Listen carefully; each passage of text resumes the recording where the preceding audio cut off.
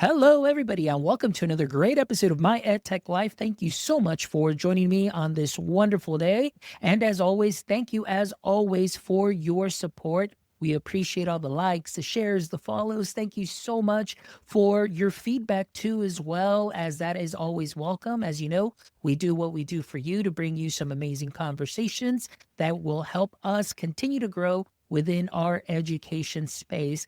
And today I am so happy to welcome a wonderful guest, somebody that I follow on LinkedIn and somebody that shares a lot of great posts and a lot of great insight about AI in education. So I would love to welcome to the show, Job Christiansen. Job, how are you doing today? I'm doing great. Thanks for having me on the show, Fonz. Excellent. Well, I'm excited to talk to you, Job. I know after a couple of posts on LinkedIn, I kind of started seeing, that we do have a couple of mutual friends and kind of posting within the same post. And I was like, I really like your insights. I really like what you have to share. And again, the reason that I reached out to you was just because I would really love to just amplify your voice and hear a little bit more about your perspective and experience within the education space, and mainly with AI in education. So, before we dive into the conversation, can you give us a little brief description can you give us a little brief bio and what your context is within the education space? Yeah, absolutely. So I'm a relative newcomer to the education space. My background actually is that I went to school and studied history. I got a bachelor's and master's in history, and then I never really could get a strong career started with those degrees. So I did a couple different things. I worked for some nonprofits, and then so 3 years ago, I actually saw a job opening at a school, basically for basic tech support. And especially at one of the nonprofits I'd worked at, I had been hired basically because I had like website skills on my resume, right? It's always those like hard skills that they were looking for at that time. This was 10 years ago. So I worked for this nonprofit for 3 years, and over the course of those 3 years, they just continually found like that figured out that like, oh, like this is broken, maybe Job can fix it, instead of going to like the contracted IT guys that they had, right? It was a really small nonprofit, like 12 of us. So anytime you can cut costs with just like Job fixing it. So I just would tackle things, approach things, start playing with all these different stuff. Like it was like Salesforce database, and then like the VoIP phone system, just all these different tools.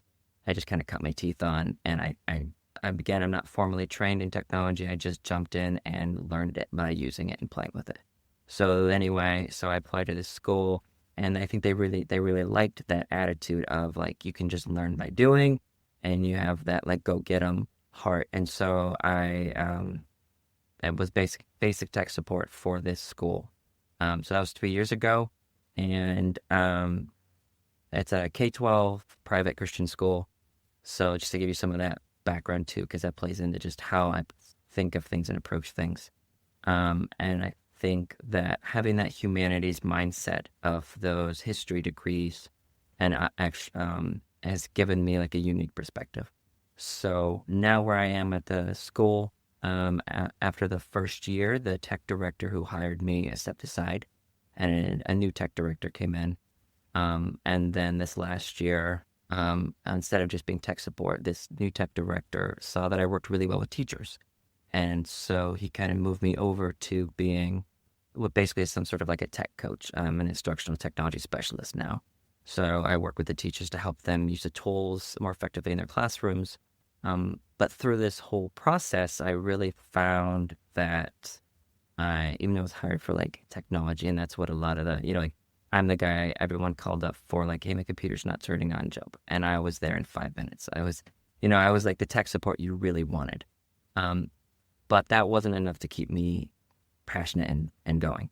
So I've now like been pivoting, and some of the stuff that I write about is even, it's not so much the technology that excites me. It's really just I view technology as a vehicle. But what I really have gotten excited about over the last few years is the learning process, and especially like how do we just get better at learning. And so I see at times technology can help that, and sometimes it can't.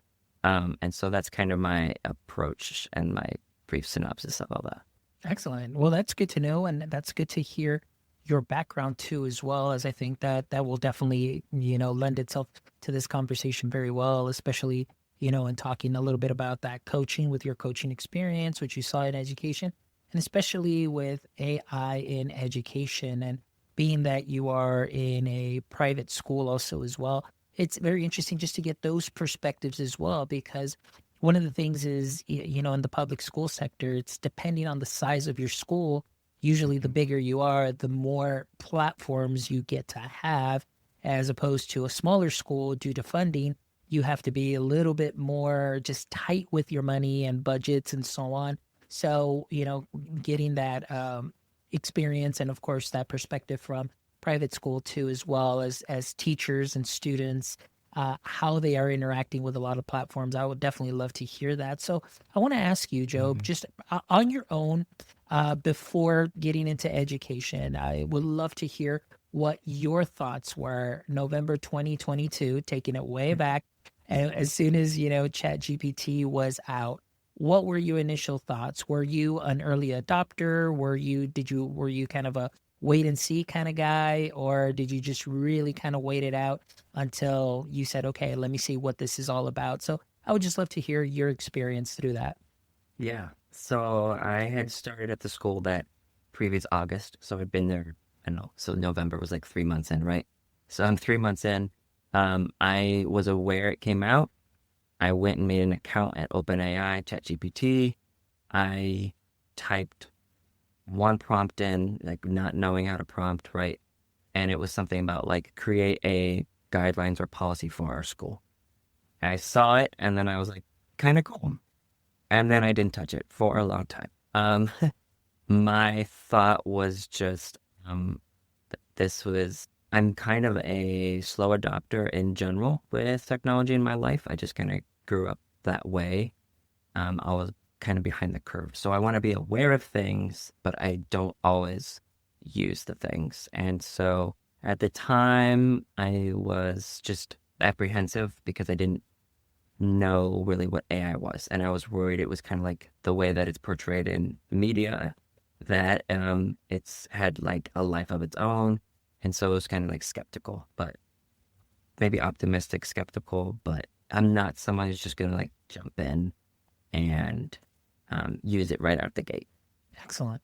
Yeah, then that for me was something very similar. Like, I'm kind of an early adopter, same thing, just kind of went in, and then I just kind of backed off a little bit, just to seeing as how things were moving, and especially within education, and seeing and learning more, because before, and I kind of wanted to, it kind of goes to a post that you kind of put up recently, where I honestly thought, oh my gosh, like this is really magical, and I was like, oh my goodness, this is great. And this is going to go ahead and do a lot of transformation. And so then kind of seeing the way things were going, and understanding a little bit more about how LLMs really work, and so on, and following other people from both sides. Obviously, I want to Mm-hmm. hear, from the, I guess, for AI crowd, or, the early adopters. And then, of course, we've got sort of the cautious advocates that are kind of in the middle, just kind of seeing things through. And then you've got, some of us that may just kind of hang back a little bit more. But it was very interesting, where I just kind of said, you know what, let me kind of slow things down and understand more that, not everything has to be AI, but the way that the perception was is like, oh my gosh, this is going to save me time. This is going to save me from burnout. This is going to save me from, this situation, and so on. Just, I guess, creating work, or having something ready, lesson plans, of course, or get rid of the Sunday scaries, as a lot of platforms kind of, Uh-huh. they prey on those things, and saying like, oh, this is the way we're going to sell. And I'm going to go back to Micah Shippey, who was on the show a couple of months back, saying, fear, uncertainty, and doubt are what sells. And that's really what Mm-hmm. they kind of do.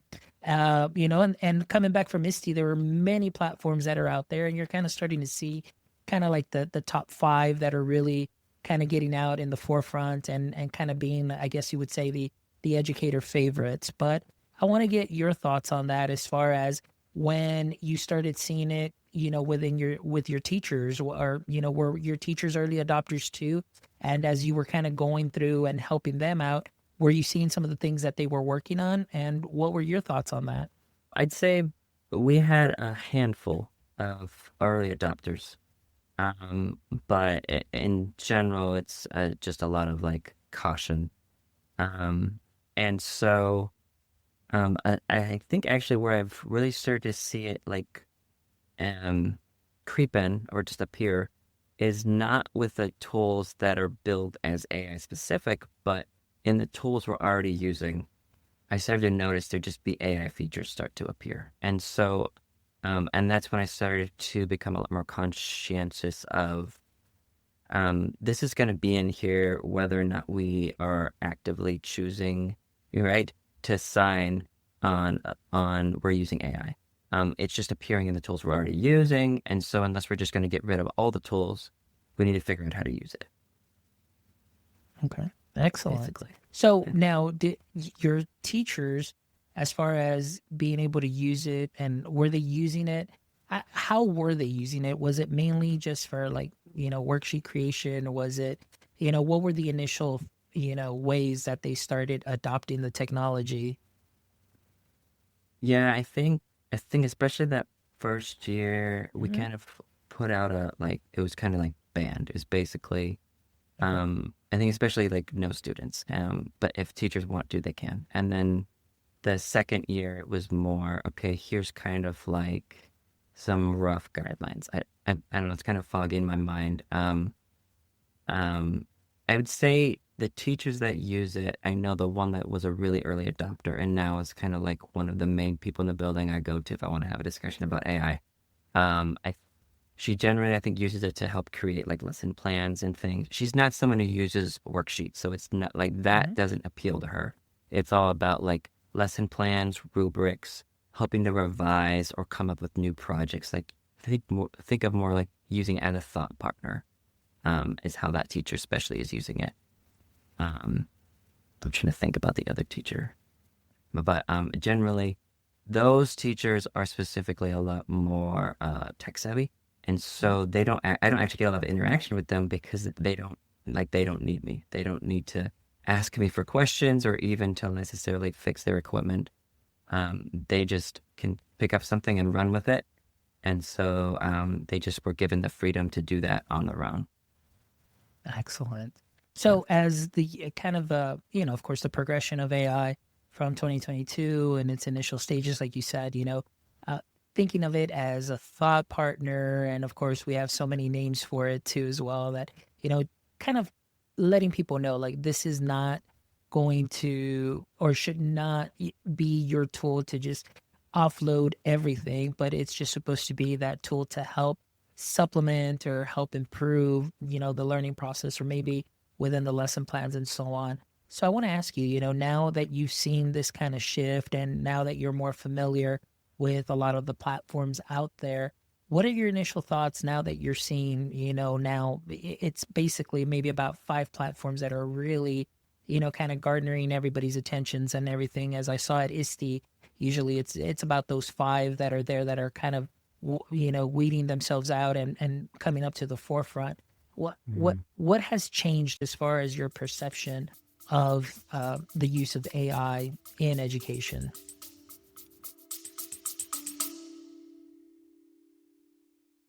Howdy, y'all. It's Farmer Fobbs from Book Creator. Now listen up, partner. If you're wrangling lesson plans and trying to keep your students engaged, I got just the tool for you. Now remember, every student and teacher deserves a yeehaw moment, and Book Creator can give you just that. Book Creator makes it easy to get your students creating, collaborating, and sharing their ideas all in one place. Book Creator turns any classroom into a digital frontier, whether it's interactive notebooks, portfolios, or good old storytelling. Now, did I tell you it plays nice with all the other favorite apps? Egg Smash It, I mean App Smash It with Adobe, Google, and much more to take creativity to greener pastures. So saddle up and give it a try. Use promo code My EdTech Life for a 3-month special treat. Uh, I think like widespread. There's, I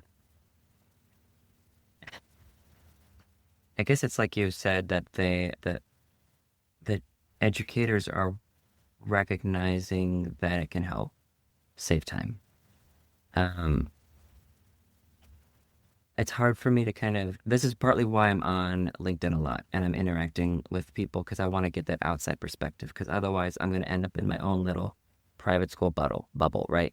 And I don't want to just stay there. I want to know what's happening at other places and where this field of education is shifting. It's hard to get that sense though on LinkedIn, and even in other places because it feels like it's all over the place. I feel like there are people that are creating all their lesson plans and using it as partners and using it in innovative ways with students. And then there are people way over here that are just like, we're not even touching it yet, right? Like it's not even allowed in our classrooms or schools. And so it's all over the place. So the people that are picking it up and running with it, my impression, I guess I would say, is that they are a little, I don't want to say like overly optimistic, but in general, I think they see the benefits of it. But where I get a little cautious is on like the safety and the data privacy side. So I think that's where that shift happened. And especially, I don't even know if most people recognize this, but where I get I'm less enthusiastic about like the big tools that are like well known now in like you keep mentioning like the big five, which I probably could name at least three.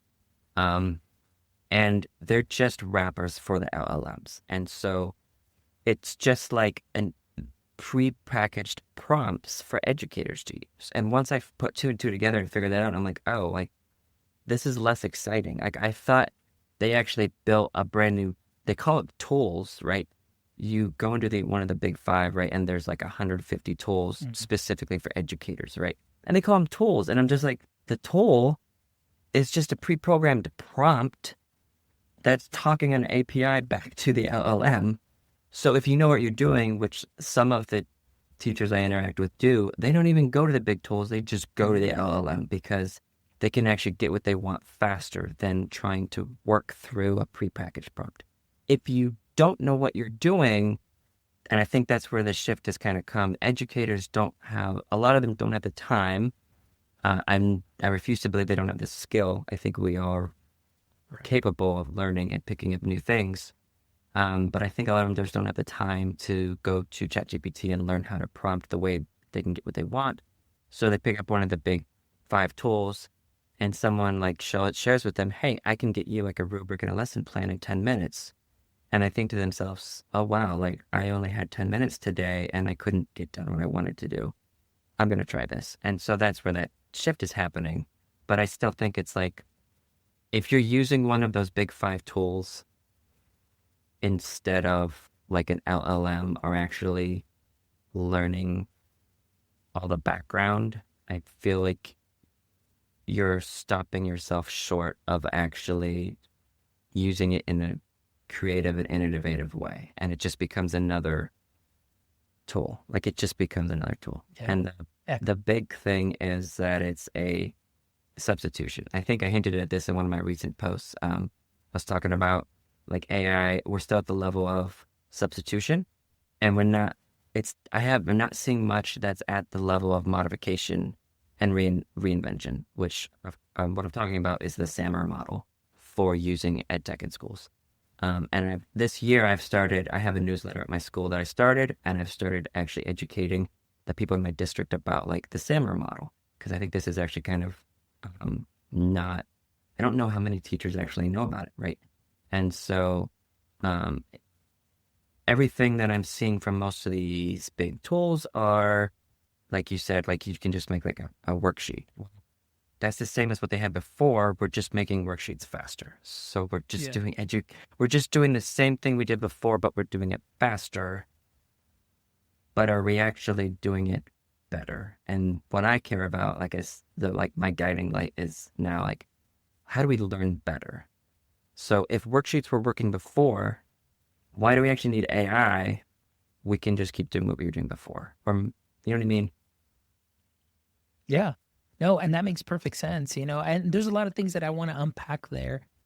So one of the things that we'll kind of go back to is the safety issue, because I know you mentioned it right now, during this answer. And I know that you've pointed out that safe isn't really a neutral term in that sense. So I want to ask you, in your opinion, and I know you did post about this on LinkedIn. So I just want to ask you, it's like, how should school leaders, with your experience and what you have seen, define and communicate what is safe use, or actually what safe use means in that practical and developmental terms? Mm. This is a really big question. Um, so partly, this year, just to give you some historical context, because like I said, I come from a history background, so I approach everything from like context. Figure out the context first. We put together like an AI task force, and I was on that to come up with like a formal policy. So like we're discussing like safety, and so some of the things we looked at, other policies from other schools, and what we kind of ended up on. Safe use really kind of relates to like ethical use. So the way that we're thinking about AI tools is it's kind of the same way we've been approaching other EdTech tools. And so safe use has to do with not using it to inflict harm on others. Not, I don't want to just use not phrases, but especially where it gets tricky with AI is it is a lot more convoluted than other or previous EdTech tools. So I guess I want to approach it from like, okay, let's talk about just like the teacher side. So what would safe use for teachers look like? Teachers are still responsible for any output, anything that they create with it. But as anyone who's used AI knows, AI is not necessarily always going to give you verifiable or authentic, not authentic. The word is escaping me, but sometimes the output's just going to be wrong.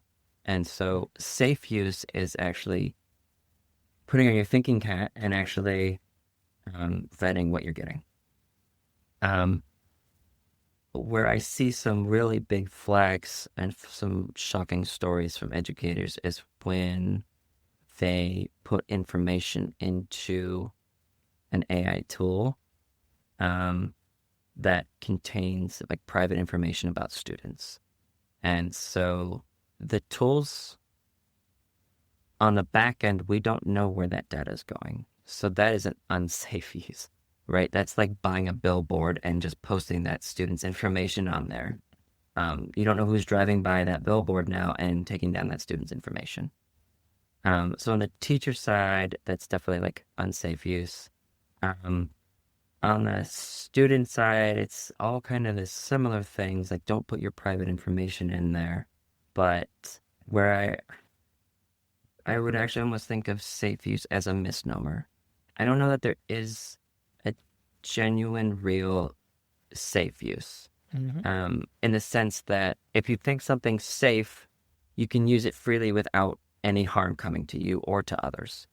And I don't know if AI has actually, I'm hesitant to say AI has actually reached that level, or especially even the ways that these companies are trying to put these protections and guardrails around the package and the wrapper that they're pulling from the big LLMs. Mm-hmm. I'm not sure. I haven't really seen good guardrails.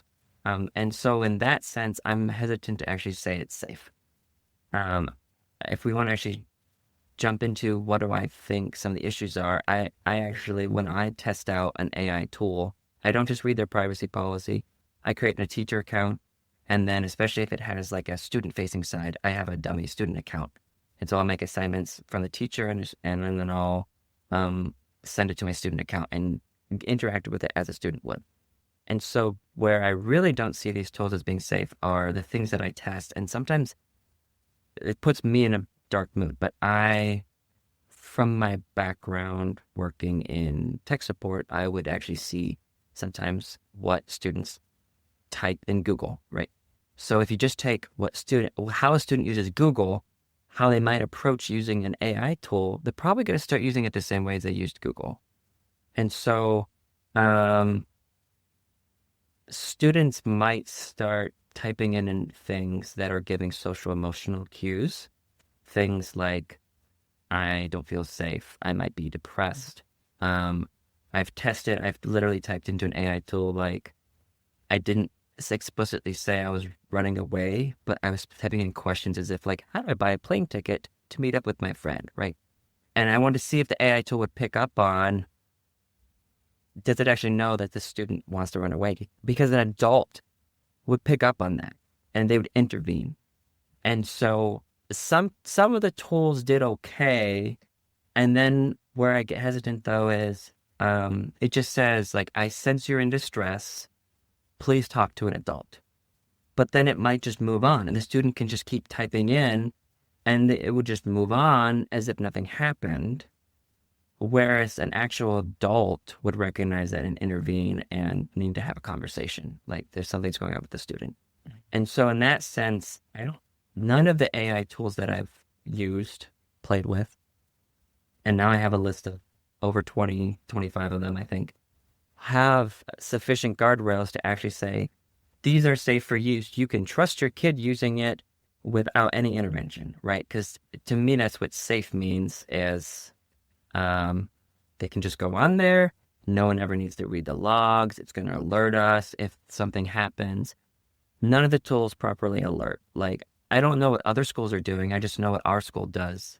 But if there's signs that a student might be in emotional distress or is thinking of harm to themselves or others, for other things like Google search engines, we have tools to help be alerted to that. And none of the AI tools that I've played with are actually alerting us of that nature. So that's why I'm kind of flabbergasted that people are excited to put AI in the hands of students when a student can just type in there that I'm depressed and no adult at the school is going to be alerted. And now we don't know what the AI tool is even going to, like, give them for advice wise. Now, I've played out that scenario. None of the scenarios does the AI tool suggest the student, like, continues with that train of thought. Like, they do recommend talking to someone. Sometimes they even might provide some names or phone numbers. I'm not sure if they actually gave contact info because that's, like, regionally specific, right? But I just felt like they're not doing their due diligence. And especially when you get into the situation of teachers and adults at schools are mandated reporters, none of the AI tools are really taking the place of that mandated reporting. They don't have the proper, there's a legal issue there. And so that's where I land on safe and unsafe with students.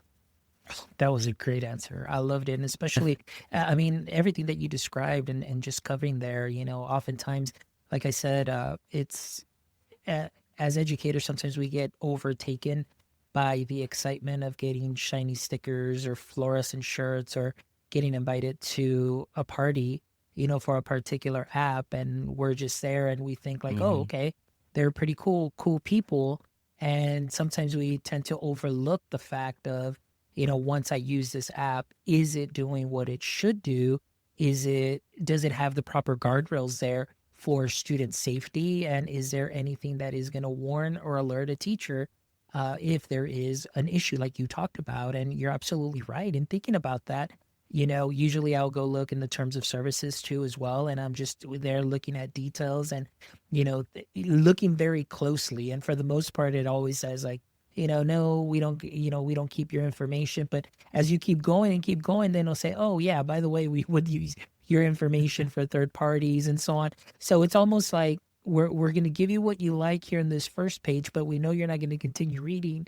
But in this next page, that's where we're going to go ahead and put in that should anything happen, you can't come up against us, and we will only, I think it said something like if you are, pursuing something, there's only a short, little fee that they would have to pay on their part. Or actually, no, they said like they're not responsible for anything at all, and that you would have to go to against their third parties, should there be any litigation. And I'm always thinking to myself, it's like something happens in a school district, you can't come after the application, but now you have to go to that third party, which, like you said, for the most part, their APIs, they're connecting to either OpenAI or Claude or anything else that is out there. So now, a school district can't go up against somebody that big or a big entity. It's almost like, oh, wow. So it kind of goes with accountability too. And I know that's something that you stress also in some of the, posts that I saw too, as far as that AI has no accountability and no consequences for errors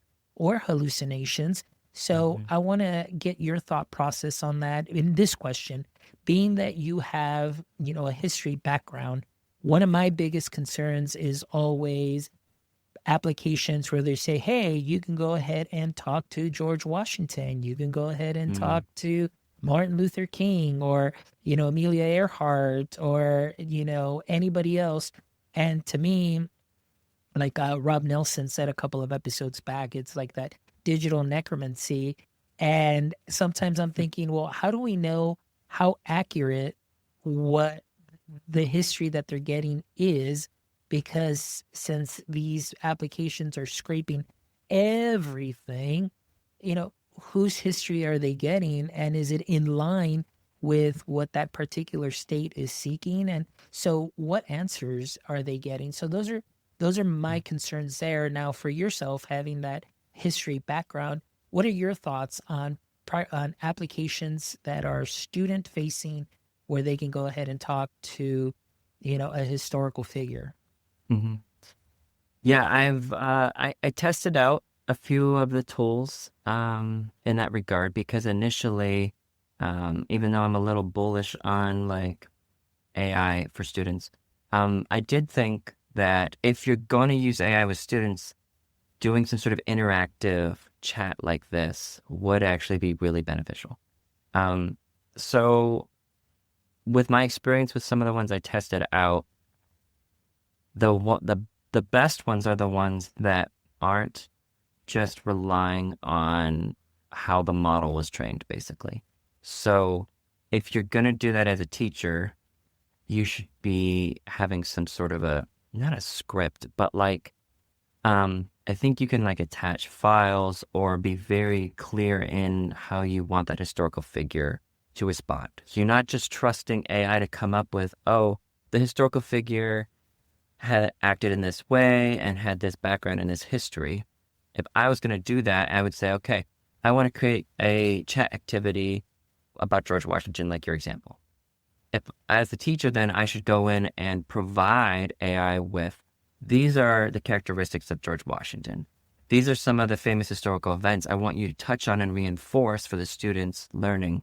And then you can tie that learning back to the standards. You tell it to, okay, we want to make sure the student understands, like, these are the main points I want them to get across. That's how the educator can stay in control of that learning process. It sounds fun and flashy to just, you can whip it up and literally create an account. And from not having an account to making this activity for students, you can do that in less than a minute. You can make an account, create that activity of just a plain George Washington, and share that with your students without any extra information. But is that actually what's going to help the learning process and outcomes best for students? Again, that's what I keep coming back to. No, you need to provide more as the teacher. And sometimes that might be, hey, I pulled these historical web links and I put them in as links. So now that AI chat tool is going to be pulling from there. So it's almost like the student is interacting with, like, what if you could type and ask this historical article about George Washington? That's a little bit more appropriate, I would think. That's where I feel about it. I haven't necessarily, like the exercises, like the tests that I did, my go-to, because this is my background, is in like ancient history and especially archaeology. I did some archaeological work for a couple of years.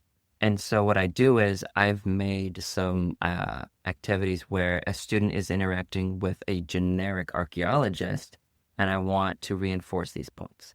So I think especially you can make a much stronger case for just like a generic person. There's a lot of weird ethical scenarios surrounding how you're going to be interacting with this hypothetical historical figure, George Washington. But you're right. How does AI actually really know what George Washington was like when historians have been studying him for 200 years and we're still like discussing stuff? Like, uh, right. It's a big gray area. And then that ties to the whole safety thing of if a student's interaction with this George Washington chat activity, if that's their only experience and that's how they're learning about George Washington, now how is that going to inform and shape their view of history when it wasn't shaped by like the human, the AI, or the educator in the process, or actual like historians? Because I don't know how much AI tools are scraping. Like Mhm. my understanding is there's a new model that's kind of put together every 6 months, and so they feed a bunch of training model data in there. But what they're feeding it isn't everything. And I know some of these LLMs are going out to the internet and pulling live information, but they never pull everything. They're pulling a few. And so that's where it's really important as the educator when you're interacting something with the students is to make sure that you're keeping your critical thinking in the loop and especially historical context. Yes, I love it. And this is actually, Joe, this is kind of like a nice segue to this next question. Talking about a post that you put up like 2 weeks ago, talking about AI pollution. Oh, And yeah. of course, we're talking about the information and the way that LLMs work. And so that was something that was very interesting that kind of came up, and how you mentioned, that there's a higher value on knowledge and information prior to the AI detonation of 2022, like you put. So we're talking, but I mean, it makes sense. So tell us a little bit more about your thoughts on that, as far as AI pollution possibly diluting untainted human knowledge. Yeah. So I don't remember the original source, but that terminology kind of came out. I saw an article. So, Hmm. and so just to break it down, I mean, you did a pretty good summary, but basically they did research and they found that almost everything that's been created since that release of the LLMs back in 2022 has bits and pieces of like AI generated or influenced information. So now they're calling that AI the pollution. And so now, if everything that's been made since 2022 has that polluted or tainted material in there, when they're training new models, they're not just taking everything prior to 2022 and feeding it, because that's what they used to train the model in 2022. You want to keep updating it, so you're going to feed it new information. But the new information is tainted. So the new models progressively, theoretically, are getting more and more tainted as this goes on. Unless, as I was pointing out, there's now theoretically, there would be a higher value on what's not been like what you hasn't used AI Mhm. to create it. Um, Excellent. I'm trying to think how much more to unpack it. But so my thoughts on that are this actually puts a premium on like original thought and on those who can think and communicate and create without using AI tools. So I wonder if this is going to create like a new, almost a hierarchy or a ruling class of here's the people, like if this was back in the day, I don't remember if I posted this, but I was like, if this came out hundreds of years ago, how would like mm, they're escaping me. Anyway, how would like Newton and Da Vinci, would they have used AI tools or not? And like, is there a premium on their information, or are there certain people and creators operating at a certain level that they can put out super high quality stuff that's not tainted at all? Or maybe they are using AI, but it's in such a way that with their human critical thinking, what they're still putting out doesn't have that taint, right? There's not like hallucinations or false data in there. So these people now, everything they do is at a premium, and their information, not their information, but what they produce, their product now. If their thinking now becomes the product that they can now sell to the big AI models, open AI now will probably want to buy these philosophers, theoretically, information, their writing and their thinking, because they can use it to train their data and have a more pure AI thinking algorithm versus the rest of us who can't think at that level, and there's going to be tainted stuff in here. Now our stuff has less value. Like, are we going to ascribe different value and worth to thoughts? And this is getting really murky and philosophical, but I think we need to be talking about it because it's nice and fun to jump into an AI tool and create something. I do it all the time with like AI images. But if we're not really thinking about the long-term consequences and what is the actual future we're creating, like we think we're creating a future where teachers can create all their lesson plans in 1 hour, right? For the next several weeks because they have this AI assistant and now they have so much more time. But you can't actually create all that with tainted information. Now, how is that subverting the education process and the learning process? And now, what's going to happen 20 years from now when students grew up only learning from AI tainted and polluted information? Now, they can't ever produce pure information either because everything they have in their head is tainted already, right? So this is getting really murky, and that's where I'm kind of like, let's put the gas pedal or the brake pedal on a little bit and think about this.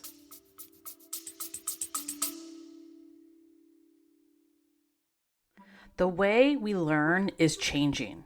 Are you ready to transform education? Welcome to Yellow Dig, where learning isn't just another assignment, it's a conversation, a movement, a game changer.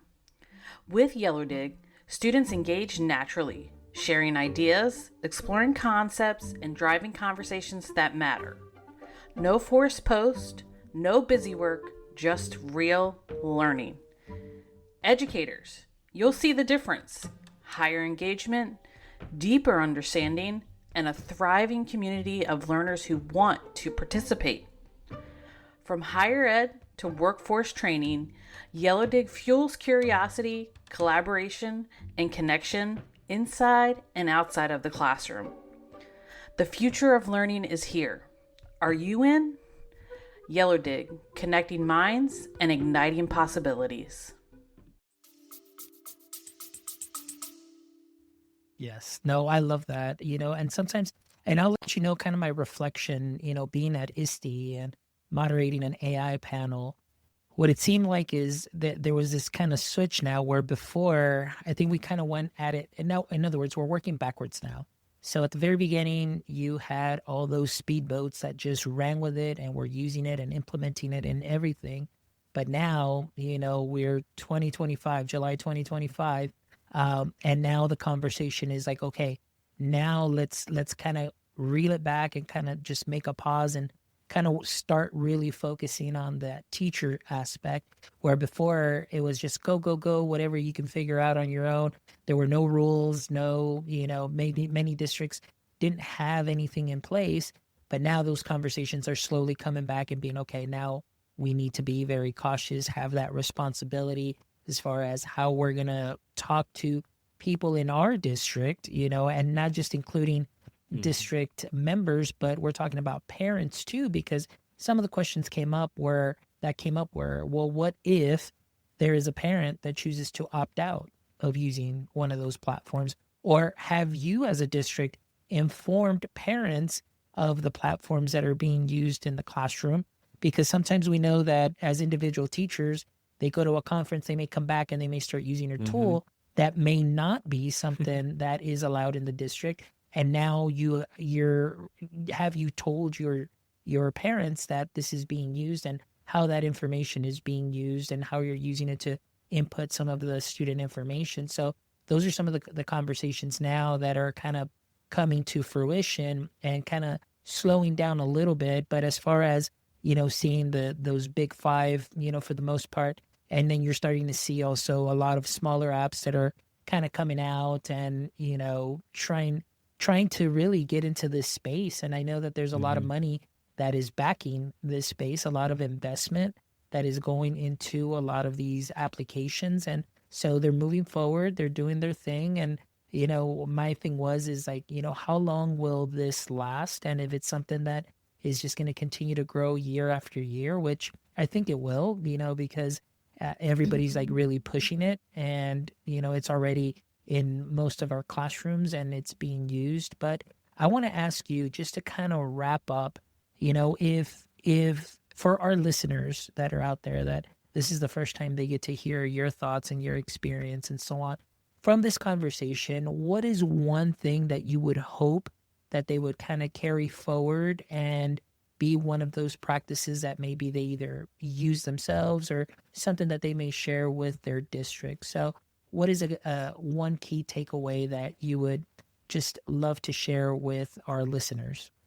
Well, I'd say that the biggest thing is ask questions. I actually didn't anticipate like a year ago that I'd be talking about AI like this. I pretty much I jumped in less than a year ago, and just tried to learn as much as I could about AI because I was asking those questions. And so that's one of the biggest things is whether you're just a parent or an educator, if you haven't heard like policy from your school, I would start asking those questions. And I think at some level, the types of questions you should be asking are, like you said, what are tools being used? What is the policy or what's the perspective towards AI use? Like, what's the vision and long-term plan? Because sometimes it might be, well, we're just trying to fill this gap for 3 months, but without the foresight of, are we still going to be doing the same thing 3 years from now? And we don't know what's going to happen 3 years from now. But if you're just putting a Band-Aid on, I'll be honest, I shared mid-year, I had some teachers asking me, they weren't asking about AI specifically, but I had some teachers asking, like, how do I help change reading levels? They wanted to differentiate reading text for their students. And so I saw this as an opportunity.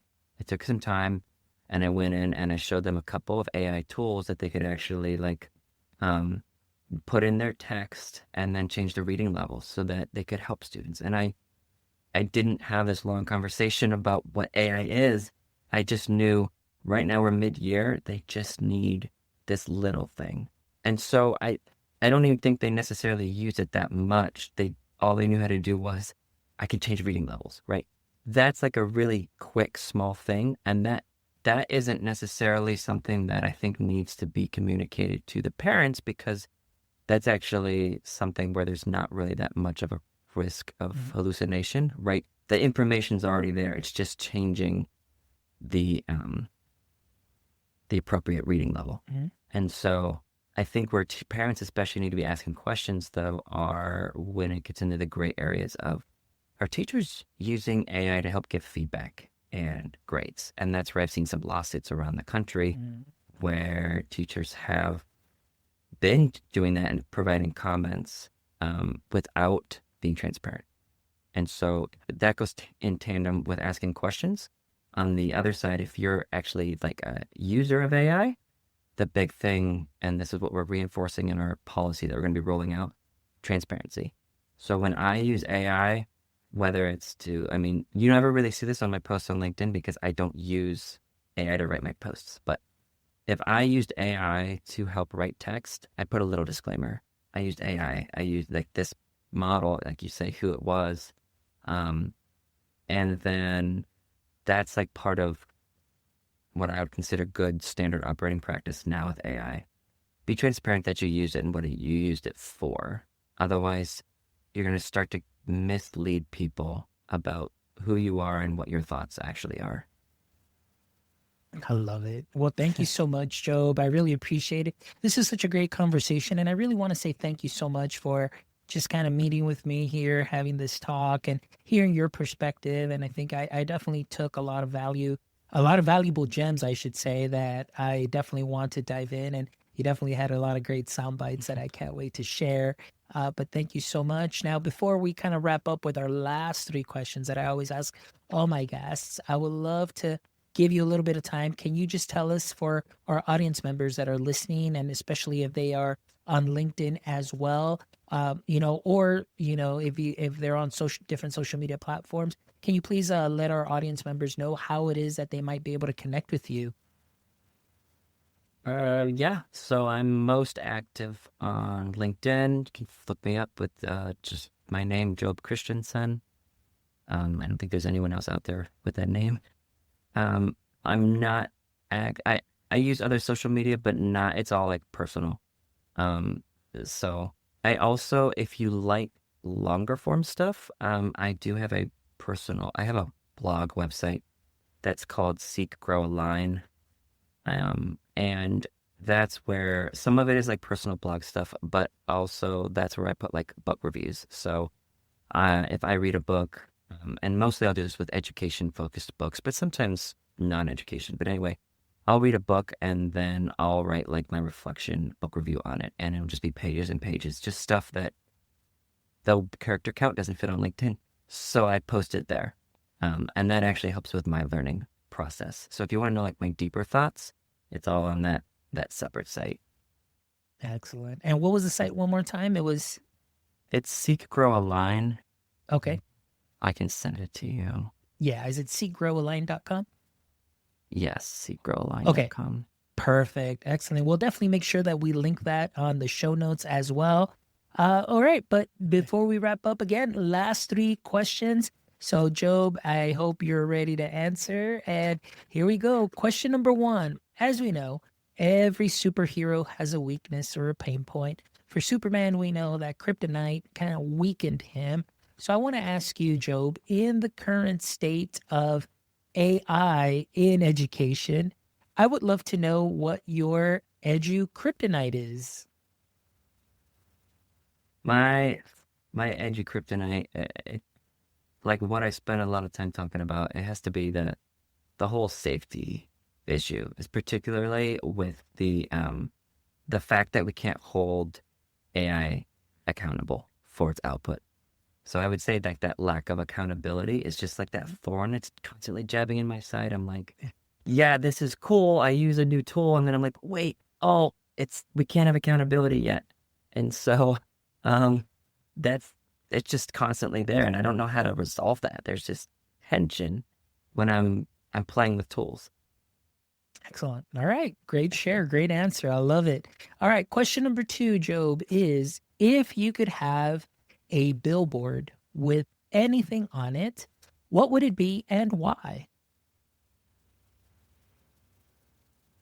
I would say, probably for a billboard, something along the lines of, let's get better, or like keep learning. So that let's get better phrase, it came to my mind a few weeks ago, and I don't remember why it sparked it, but did you ever see the old 90s show Frasier? Yeah. So in one episode, Frasier's brother Niles comes on and he actually ends up like running Frasier's show. Frasier gets sick. So Niles does like the radio psychiatry thing. And now he comes up with his catchphrase, and it's "Let's get better." And so, in my own world, "Let's get better" relates to let's just keep learning and growing. I have a growth mindset. I'm a lifelong learner. My mantra now is just like, let's get better.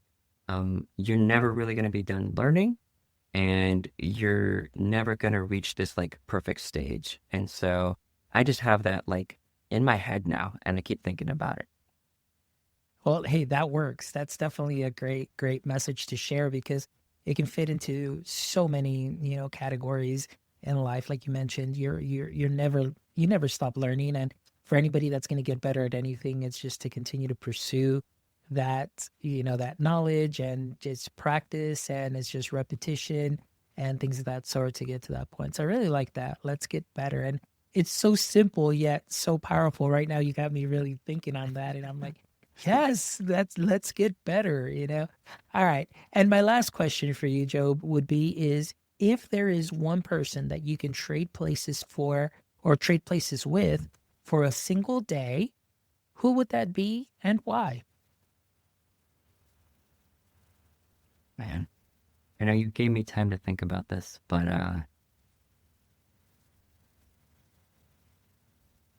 do they have to be like living people? No, it could be anybody. Anybody. Um,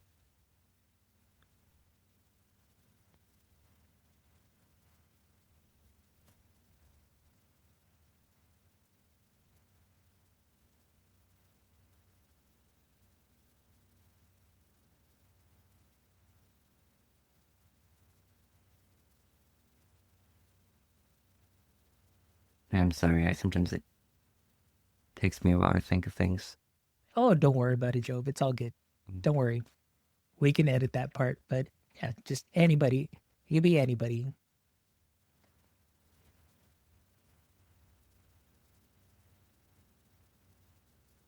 Man, I'm trying to think about like the things that really drive me and that like I want to know about. So, um,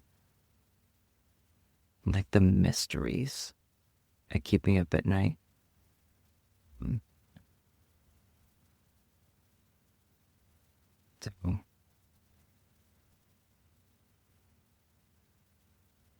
okay. So this is a guy that probably like very few people have heard of. His name was Howard Butler. And this goes back to my archaeology days. Howard Butler worked at Princeton. And so Princeton sent this expedition in, I would say, 1905. They started in Jerusalem and they went up through what is now Israel, Palestine, Jordan, and Syria, right? Then they were cataloging and mapping a lot of ancient historical sites as they went. And so these are some of like the earliest records we have of like Western documentation of these ancient sites. So the site that I worked at in Jordan, this is like the first stuff we have. And so we reference all this stuff. So, but the thing is, like Howard Butler he did some really good documentation, but I know there's stuff that's missing.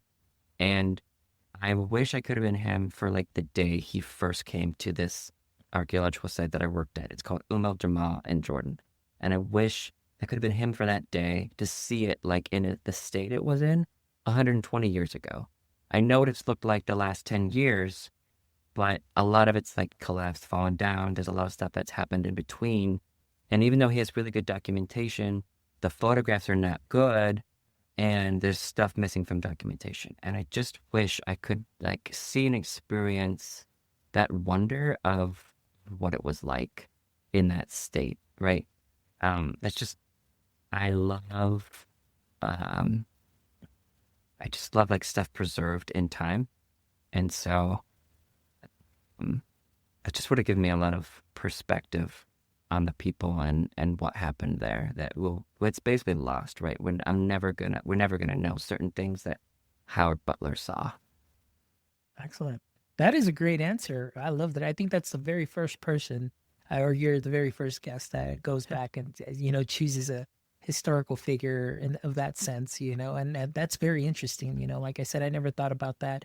A moment caught in time, and being able to go back to the way it was when it was first discovered, because now we only get to see what we may know now. And depending on Mm-hmm. when you get to make that trip, like you said, you went over there and you saw it in a very different state. So yeah, that's very interesting. I had never thought about that. But another thing that causes me to kind of pause and, think about those things, like, really capture those moments. And so, yeah, love it. Well, Job, thank you so much. I really appreciate it. Again, thank you from the bottom of my heart for being a guest and, sharing your experience and, of course, sharing your thoughts of AI in education. Like I said, I know a lot of audience members are definitely going to take some gems that they can sprinkle onto what they're already doing great. So thank you for that. And for our audience members, please make sure you visit our website at myedtech.life, myedtech.life, where you can check out this amazing episode and the other 327 episodes, where I promise you, you will find a little bit of something for you to continue to grow and to continue to learn. As always, thank you so much to all our sponsors. Thank you so much to Book Creator. Thank you so much, EduAid. Thank you so much, Yellow Dig. And if you are interested in being a sponsor of our show, please don't hesitate to reach out to me. We would love to collaborate and work together with you. But as always, guys, from the bottom of my heart, until next time, don't forget, stay techie.